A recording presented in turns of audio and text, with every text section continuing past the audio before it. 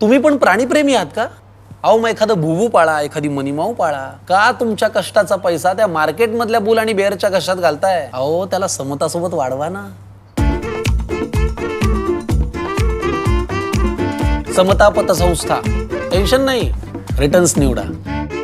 अहिल्यानगर जिल्ह्यातील कोपरगाव नगरपालिकेच्या मालकीच्या सर्वे क्रमांक 215 मधील जागेवर नगरपालिकेच्या वतीने पोलीस बंदोबस्तात आज अतिक्रमण हटाव मोहीम राबवण्यात आली. मात्र या कारवाईबाबत सकल हिंदू समाज समाधानी नसल्याचे संतोष गंगवाल यांनी प्रसार माध्यमांशी बोलताना सांगितले आहे. यावेळी गंगवाल म्हणाले की आम्हाला सर्वे क्रमांक 215 मधील संपूर्ण 22 गुंठे जागेवरील सर्व अतिक्रमण हटविणे अपेक्षित होते. मात्र झालेली कारवाई अपुरी असून उर्वरित अतिक्रमणांवरही प्रशासनाने तत्काळ कारवाई करावी असे सांगितले आहे. याबाबत त्यांनी मुख्य अधिकारी यांच्याशी दूरध्वनीवरून संपर्क साधून विचारणा केली असता संबंधित 22 गुंठे जागेची मोजणी करून पुढील कारवाई करण्यात येईल असे मुख्याधिकाऱ्यांनी सांगितल्याची माहिती गंगवाल यांनी दिली आहे.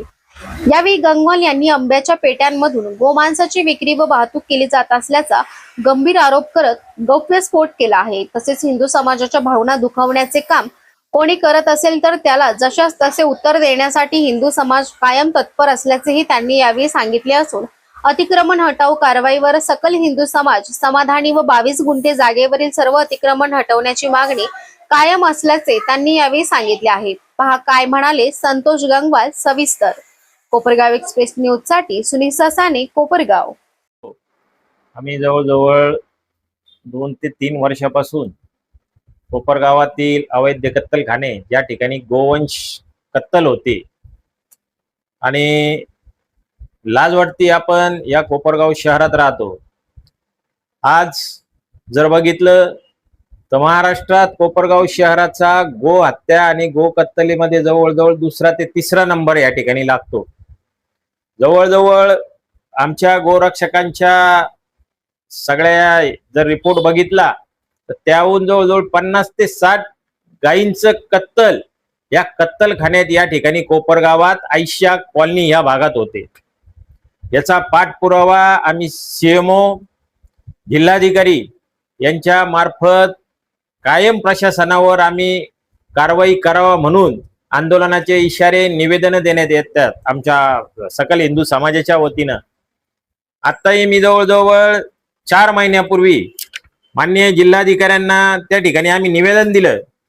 त्या ठिकाणी प्रांताधिकारी, स्वतः तहसीलदार साहेब हे सुद्धा हजर होते आणि त्या ठिकाणी जिल्हाधिकाऱ्यांनी आमच्याकडून संपूर्ण माहिती घेतली. 4/2/2026 हे जिल्हाधिकाऱ्यांना दिलेलं आम्ही पत्र आहे आणि ती माहिती घेतल्यानंतर ते सुद्धा शॉक झाले आणि आम्ही त्यांना समजून सांगितलं की साहेब, या ठिकाणी अवैध कत्तलखाना तर चालतोच, पण हे कत्तल केलेलं गोवंशाचं रक्त ही दक्षिण काशी गोदावरी म्हणून जी आमची गोदावरी माता आहे त्यामध्ये विसर्जित केलं जातं आणि ह्या दक्षिण काशी गोदावरीला आमच्या हिंदू धर्मात अत्यंत महत्व याला आहे.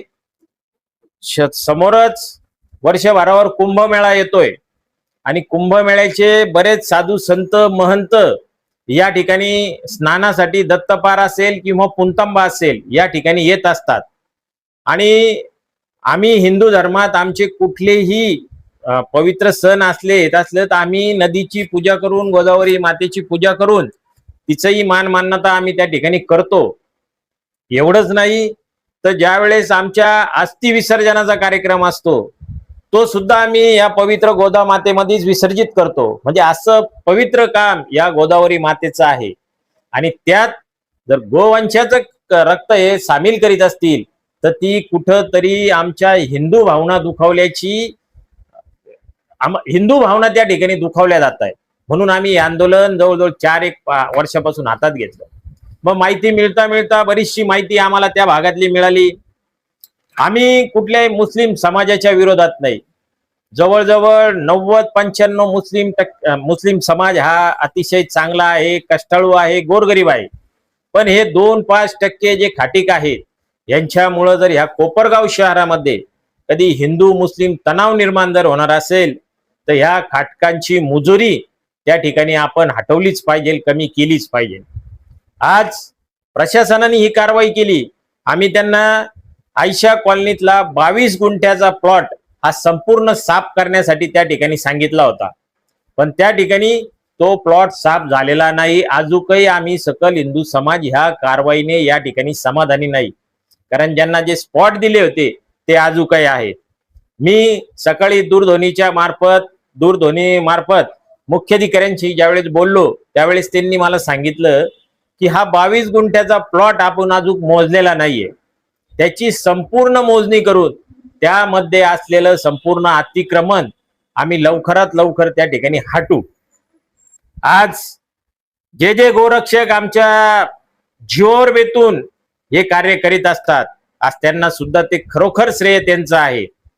आज जर बघितलं तर आता एक नवीन माहिती आमच्या हाती आली आहे की भंगारांच्या दुकानांमधून तर कत्तल चालतच होती, पण काल परवाच एक नवीन माहिती आली आहे की आंब्याच्या पेटारातून सुद्धा गोवंशाचं मांस हे पार्सल करण्याचं काम काही नराधम, काही बेशरम त्या ठिकाणी करताय. वरती आंबे लावायचे, आतमध्ये गोमांस चमकीच्या कागदात पॅक करून तो त्यात ठेवायचा आणि खाली आंबे लावायचे, असं कॅरेट त्याचं तयार करायचं. ही सुद्धा आमच्या गोरक्षकांना त्याची सुद्धा खबर मिळालेली आहे आणि त्याचाही छडा आम्ही लवकरात लवकर लावू. जर हिंदूंच्या भावना दुखावण्याचं कोणी जर काम करीत असेल तर त्याला जशाच तसं उत्तर देण्यासाठी सकल हिंदू समाज कायम तत्पर आहे.